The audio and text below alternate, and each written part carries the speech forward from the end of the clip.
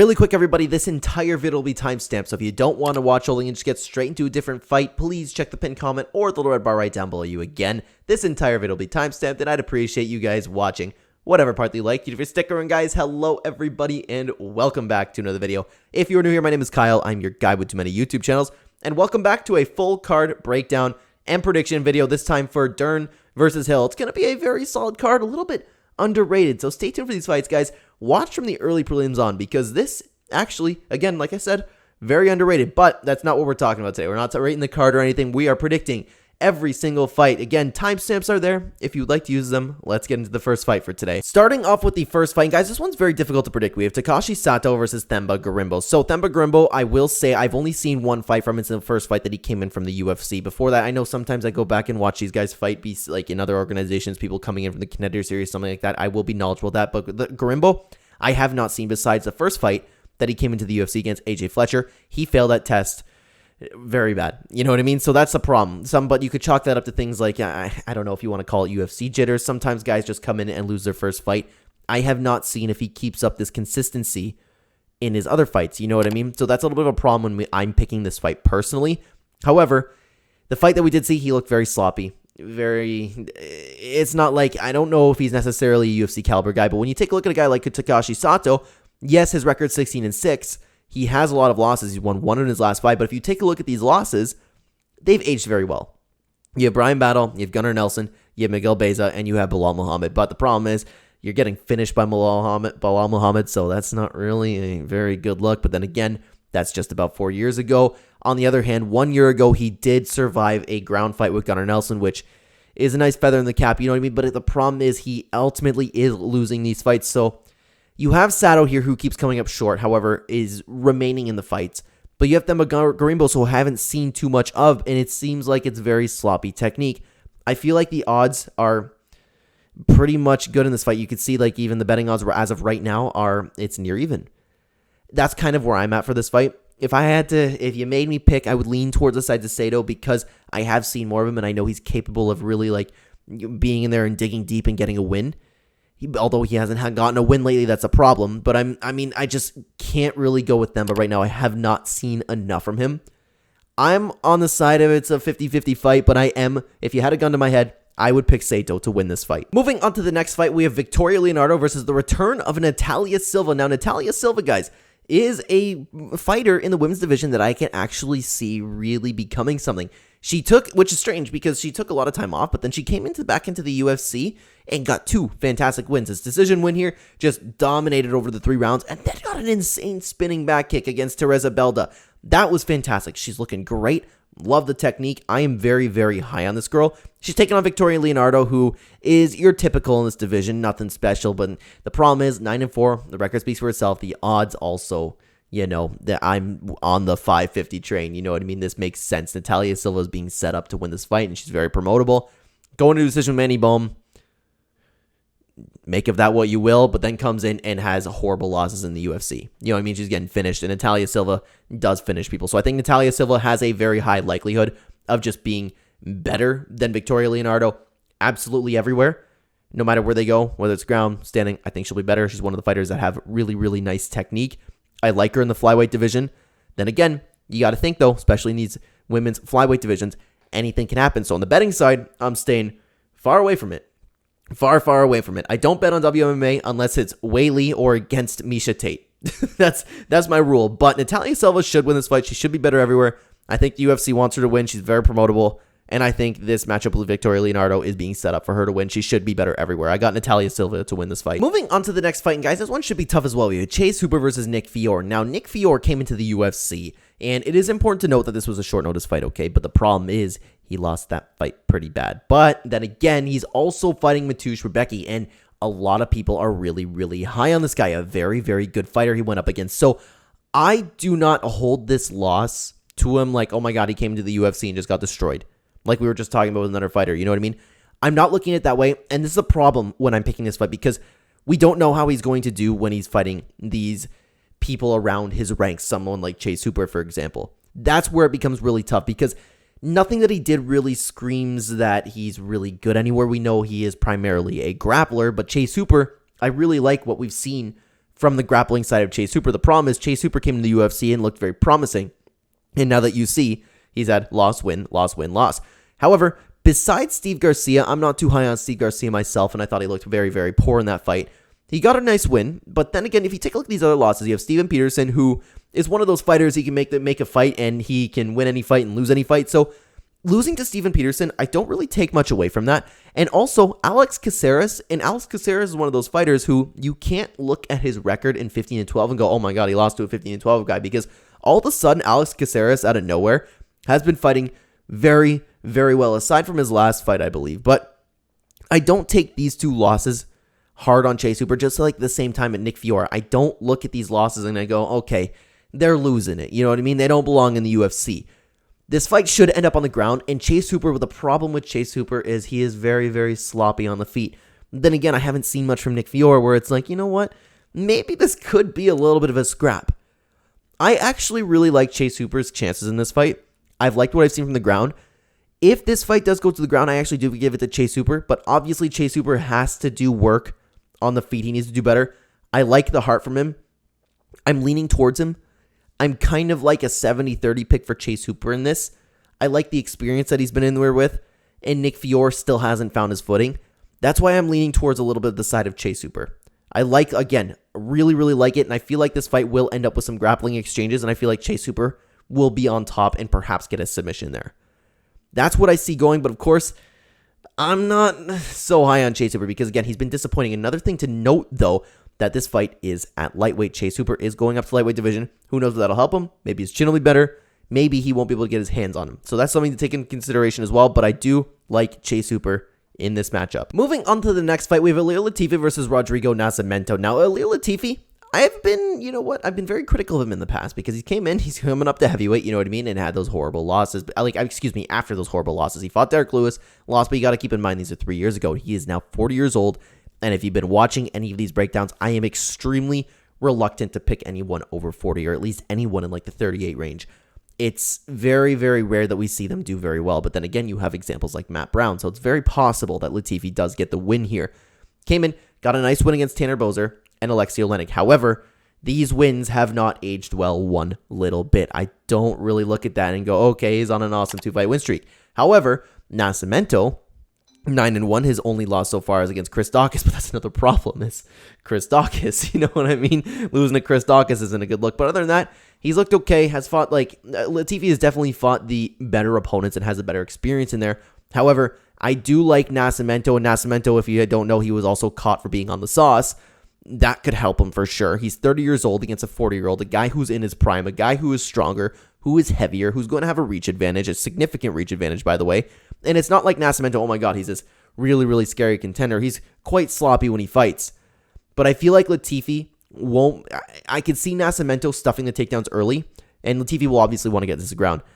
I don't think he'll get close enough to him where he'll be able to really get him to the ground. I feel like Nascimento will be stronger in there, stuff the takedowns, Latifi might gas a little bit, and Nascimento will win a little bit of a boring decision. I like him a lot in this matchup, actually, and I will consider betting on him. If you guys don't know, I'll have my betting breakdown video somewhere around Wednesday, somewhere a little bit later on the week. I want to look a bit more into it, but I'm very much considering betting on Nascimento. He is my pick to win this fight. Moving on to the next fight, we have Orion Cosce versus Gilbert Urbina. Now, this one, I'm not too sure of, guys. I'm not too sure. So we have Urbina, who hasn't fought in God knows how long. How long was it? 1 year and 7 months ago. First of all, ring rust is very, very real. Came into this fight, lost to Bryan Battle very quickly, but the problem is, Bryan Battle, again, I think Bryan Battle is great. I'm very high on Bryan Battle, so there's no shame in losing to him. You have Orion Cosce, who on the Contender Series looked absolutely fantastic.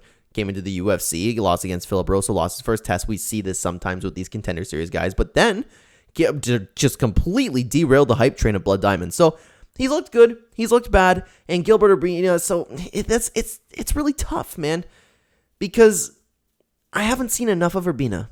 So I'm not too sure what to think about this fight. However, Cosce has looked good aside from his gas tank. But we don't know if Urbina it has that gas tank to really put the pressure on Cosce. I'm not too overly familiar with either of these fighters. I have seen Cosce fight, and I've liked what I've seen so far, but nothing really stands out to me too much. He's an okay all-around fighter. He'll probably want to look to take it to the ground. But Urbina, man, that's throwing me off because I'm not too sure. I haven't seen enough of them. So, just because of the experience so far and the ring rust, I'm going to go with Cosce, but I'm staying far away from this fight because I'm not too sure what to think about this one. I haven't seen enough of Urbina. I just know he's been off forever. You know what I mean? We have seen him fight, but then he came and lost to Brian Battle. So I'm going to go with Cosce, but I'm not sure about this one. Don't take what I'm saying when it comes to this fight. Moving on to the next fight, we have Karolina Kowalkiewicz, and I apologize, I always mispronounce her name, versus Vanessa Demopoulos. So, problem with this fight. Karolina, it's tough. I don't know what to think. She's getting up there in age. Every single time we see Karolina fight against somebody who is even just remotely significant, she fails the test. Take a look at Alexa Grasso, Jean Yonan, Jessica Penne, even though Jessica Penne is like, you know what I mean, not the best loss to have. But then she comes back, fights 2 fighters that absolutely suck, and gets 2 wins. So she's on a win streak all of a sudden. I thought she was on her way out. I thought she was going to get cut from the UFC. Vanessa Demopoulos, on the other hand, I haven't liked what I've seen so far. I thought she was going to lose her last fight against Marina Oliveira, but she ended up looking actually decent in that fight. But I do think besides this fight, the UFC is really trying to promote Vanessa Demopoulos. A lot of people like her, and I think the UFC kind of is throwing her a bone in this one. I think she is good enough where Karolina will fail that test. You know what I mean? As soon as she fights anybody just a little bit okay, she fails the test. She looked promising at the beginning of her career. But now she's just a different fighter. Now she's aged. Now there's a little bit of miles on her, and she doesn't seem like... I don't know if she's not taking her career seriously anymore. She probably is, but she's lost a step. You know what I mean?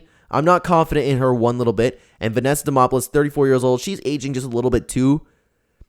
But I feel like she'll get it done. She might be able to take her down, might be able to do her work, and I think the UFC wants her to win, so they might have had something in consideration. Maybe they know something about Karolina. Who knows if she was coming off an injury or something like that. Or they just like the matchup. I like the matchup myself. I feel like she'll just get a takedown and work from there. Maybe get a submission, maybe a decision. But of course, this is one to stay far away from on the betting lines. Women's MMA, again, anything can happen, so please keep that in mind. But my pick is going to be Vanessa Demopoulos to get a win here and continue the win streak. Moving on to the next fight. This one's going to be a very interesting fight. I'm quite excited for this one. We have Maheshate versus Vyacheslav Borshev. And I apologize, guys. I don't mean to be disrespectful. I do know these fighters. I promise you. I'm just not solid on the names just yet, the exact pronunciation. Anyways, so let's take a little bit of a run through here, okay? So Maheshate came into the Contender Series looking fantastic. Got a nice win against Steven Garcia and then lost against Rafa Garcia. But the problem is, Rafa Garcia, I don't see any shame in losing to him. Borshev, on the other hand, looked great in 2 fights so far, but then we found out that he has absolutely no grappling behind him. He is a kickboxer, and that's all that he is. He's a very, very good kickboxer, but then he gets taken down and almost doesn't know what to do. The problem is Maheshate going to go for the takedown because he is primarily a boxer. We haven't seen him offensively grapple, but that would be the smart thing to do. I think Borshev is by far the better stand-up fighter. I think he has fantastic kickboxing. He can go forever. He's in his prime right now. The stats aren't really with him, but the problem is he's so good. He's so good at stand-up. All Maheshate has to do is take him down. I feel like he might do that, but will that be the game plan? That's the problem, and that's why I'm kind of like coin flipping here a little bit. Oh, man, that's tough. It just matters what game plan they have coming in. Even the takedown defense, I worry about Borshev. I'm going to pick him to win, though, because I can't say that Maheshate is going to come in and offensively grapple when we haven't seen it so far. If he comes in and grapples, that might change. But we also haven't seen him, and while he only has a few fights, like 9 fights on his record, he is a very accomplished kickboxer. I'm going to go with Borshev, the more experience, the better striker, but the problem is he's got to fix that grappling. We haven't seen any improvement whatsoever so far. That's why I'm interested in this fight. But then, you know what I just noticed? I didn't know this. He's training an alpha male. Guys that are so good at grappling. What's going on there? It seems like you have the tools to fix it. Those guys are great grapplers, you know what I mean? But I don't know. I don't know what's going on. It's going to be a very interesting fight. I'm wondering, and I think it all comes down to Maheshate's game plan here. And we don't know, of course, what game plan he's going to come with. So I am going to go with Borshev to win this fight. It should, if it stays standing, I think he will win. Okay? Like I said, tough to pick. Coin flip on this one. Moving on to the next fight. This one's going to be so exciting, guys. I love both Michael Johnson and Diego Ferreira, so I don't want to cheer against either of them. Big fan of both guys. Here's the thing. Michael Johnson, and it's a meme in the MMA community, so if you're watching this video, I'm sure that you know, he can beat anybody, and he can lose to anybody. He can beat the greatest fighters of all time, and lose to the worst fighters of all time. That's the problem we're breaking down in Michael Johnson fights. So betting-wise, I'm running from this. I'll bet on the female MMA fighters before I bet on Michael Johnson, okay? Michael Johnson, you could say that he is on a 3-fight win streak against Jamie Mullarkey. That fight could have went either way. A lot of people were screaming robbery. I'd have to rewatch it. I don't remember what I was thinking at the time. I remember it was a very close fight.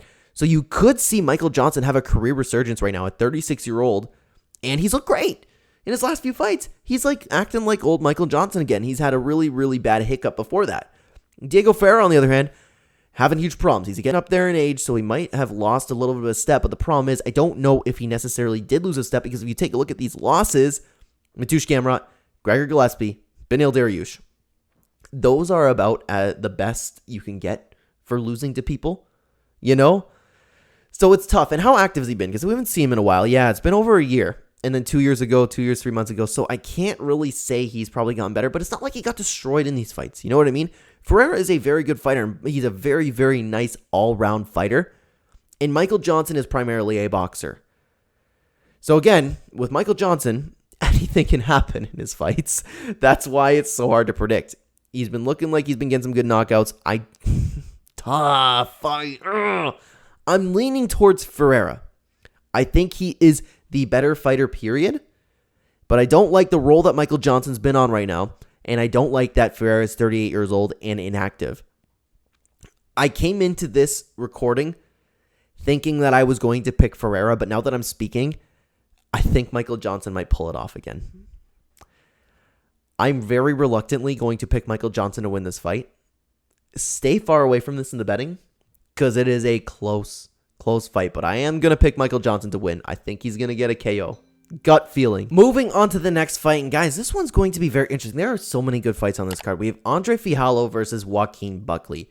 I'm excited for this because Joaquin Buckley is moving down to 170 pounds. And that is something important to note, because Joaquin Buckley, like Kelvin Gastelum, has been very undersized at middleweight. So it seems like this is a very, very good move for him. And him going down there and carrying the power that he does can be very, very scary. And that's why I'm leaning towards him to win this fight. Both guys coming off of 2 really rough losses. Andre Fialho lost to Muslim Salikov, which is a very good loss to have. Jake Matthews, at the time, it looked like Jake Matthews was going to have a career resurgence. But now, since then, it's kind of like, you know what, maybe we're hyping Jake Matthews a little bit. However, still a very good fighter. Joaquin Buckley lost to very good fighters. Chris Curtis and Nasruddin Imavov. Not the best fighters, but good losses to have, okay?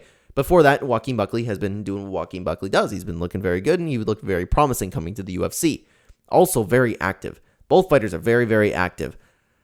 Joaquin Buckley has the problem, like we were talking about with just Karolina in the other fight. As soon as it seems like he gets a little bit of a step up in competition, he falls short, or it's very rough go for him. But then again, you're talking like in a middleweight fighter in Joaquin Buckley.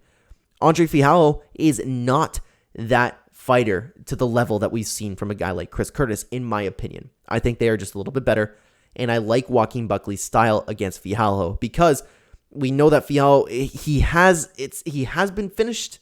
You know what I mean? Could he get finished again? I think Joaquin Buckley has the power to do it, especially coming down to 170 pounds. He won't be undersized. Like you can see by the stats here, he's a little bit shorter, but the reach advantage he has finally, which is good to see for Joaquin Buckley. I think him moving down 170 pounds, assuming the cut goes nicely for him, I like him a lot in this matchup. But then again, he's been a little bit spotty. You know what I mean? Coming to the UFC, he looked great, but then again, like we've seen that we've been overhyping him just a little bit. This is going to be a striking match, and while it might be very, very close when it comes to the technical ability, I like Buckley's power a lot to win this fight, and I can see him getting a finish. My official pick for this fight is Joaquin Buckley to win by knockout. Moving on to the next fight, we have Emily Ducote versus Lupita Godinez. Now, Lupita is taking this fight on very, very short notice. Poliana Viana was supposed to fight this, and I was very high on her to win this, and a lot of people were as well. The problem is, it's not necessarily a fight where it's like, you know what, both fighters are like really good. Emily Ducote did look very good against Jessica Penne, but then she came up with a loss against Angela Hill and looked horrible in that. I personally chalk this loss up to Angela Hill improving, and we'll talk a lot more about Angela Hill in the main event. But it's still, you're losing to a girl that's 14 and 12. You know what I mean? That's a problem. Lupita Godinez, you got to take into account Cynthia Calvillo. Angela Hill also lost to. Their record is very, very spotty. Hasn't fought anybody of significance. And both fighters seem to be like, they'll be a little bit similar in skill sets. But the reason that I am going to pick Emily Ducote to win this fight is because she was training for a girl like Polyana Viana, who actually is decent in the division, and I haven't seen enough from Lupita here to win the fight, and who knows how in shape she is to take this fight on short notice, and it's very short notice too. I don't like it at all for her. I think everything's stacked up against her, and I don't know. I could just see Ducote winning a really, really boring decision in this one. But however, you're talking about WMA again. Anything can happen, but my pick to win this is Emily Ducote. Moving on to the co-main event, we have Edmen Shahbazyan versus Anthony Hernandez. Guys, I really like Anthony Hernandez in this fight. Edmen Shahbazyan.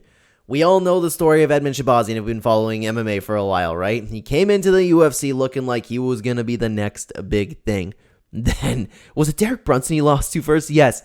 Derek Brunson just ruined the hype train. Made him look horrible. And then he had even worse performances after that. But then he took some time off, came back, found himself with a win. And I didn't know what to think in that fight. I was like, you know what? He could come in. He could win. Anthony Hernandez, on the other hand, besides a loss to Kevin Holland, he has looked incredible. I really, really like he's one of those guys that is just a dog in there. He puts a pace on you. He goes in there. He is a true fighter. And while he has good technique, don't get me wrong, he can get sloppy at times, and that's where I feel like it's possible that Shahbazyan could clip him, but Shahbazyan doesn't necessarily have a history of doing that. What we do know about the history of Shahbazyan is Shahbazyan has crumbled under insane pressure and cardio. He does not have the best gas tank, and he does not have the best heart. When you want to talk about heart, Anthony Hernandez has that heart, has that pressure, has that cardio. I really like him in this matchup. While I will cheer for Shahbazyan because I feel bad for him, he's been having a rough go and he's been having some really rough fights and against really tough opponents. I do not see Anthony Hernandez losing this fight. I just think matchup-wise, this is a horrible, horrible fight for Edmen Shahbazyan to take. Like I said, cardio, pressure, wrestling, everything that's a problem for Edmen Shahbazyan. He did look good in his last fight. Maybe he can continue to improve, but that would shock me. I think the odds should be even a little bit more in Anthony Hernandez's favor. He's looked really good so far, and I think he will continue his win streak. Will he finish Edmen Shahbazyan? This is a 3-round fight. Possible. But I will be betting on this fight. Of course, the odds are crazy. I'll have to throw this in a parlay with something. Maybe with the main event, I'll do over 1.5 rounds or something along those lines. But I got Hernandez in this one. He may be lock of the week for me. Moving on to the new main event, we have Mackenzie Dern versus Angela Hill. Something to note before we go into anything. Originally, I was all over Angela Hill, and I still kind of am, okay? But the problem is, this was not scheduled to be a 5-round fight. This was scheduled to be the co-main event, I believe it was, of last week. Regardless, it was supposed to be a 3-round fight. Now it is a 5-round fight. You got to think, Angela Hill is now 38 years old. Is she ready for a 5-round fight? I can't say that she is, and I'm not confident that she is. But for this matchup's sake, I kind of don't think that it's going to be an issue. It's just something important to note when you're really looking into this fight, okay? She may not be ready for a 5-round fight. You know what? Mackenzie Dern might not be either. But it is very much more likely that a 30-year-old is more prepared than a 38-year-old for a 5-round fight, okay? Mackenzie Dern is coming off of a really, really, really tough loss against Jan in her last performance. But then again, we've seen Jan go on to do even better things. Angela Hill, on the other hand. Wow, okay. I don't mean to be disrespectful at all, but I thought she was kind of useless, okay? I thought she was useless. I thought her career was done. You could see the losing streak going on, and they weren't even against the greatest of opponents. But then she comes back against Lupita Godinez and Emily Ducote, both fighters, which is funny that they're fighting each other. But you have these fighters, and they aren't the best of competition, okay? But Angela Hill, when she fought them, I was watching the fights, and I was like, I'm impressed. I legitimately see improvement from Angela Hill in her recent fights. And I think she's going to keep that momentum going with Mackenzie Dern, who's been spotty so far in the UFC. This is going to be a fight where Mackenzie Dern is going to want to take it to the ground. Angela Hill is going to want to keep it standing. Mackenzie Dern does not have the takedowns to really be a threat to Angela Hill. I can see Angela Hill keeping her on the outside of her shots the whole time. I can see her picking apart on the leg kicks and then Mackenzie Dern going for the takedowns. And as the fight goes on, they're going to get worse and worse attempts. And I think Angela Hill, even if they do go to the ground, Mackenzie Dern will have the advantage, but I could see Hill surviving. When does anybody really finish Angela Hill? You know what I mean? I just got a gut feeling, man. I like Angela Hill a lot in this matchup. I'm not overly impressed by Mackenzie Dern at all. She's a fantastic grappler. She has issues getting it to the ground, and Angela Hill will have a significant striking advantage over her. That's what I believe. But the only worry is, again, when I was breaking this fight down before, I didn't end up uploading it, but I was recording it, and I just scrapped it because that's when the fight got canceled. I was all over Angela Hill. The only question I now have is a 38-year-old fighter prepared to go 5 rounds on short notice?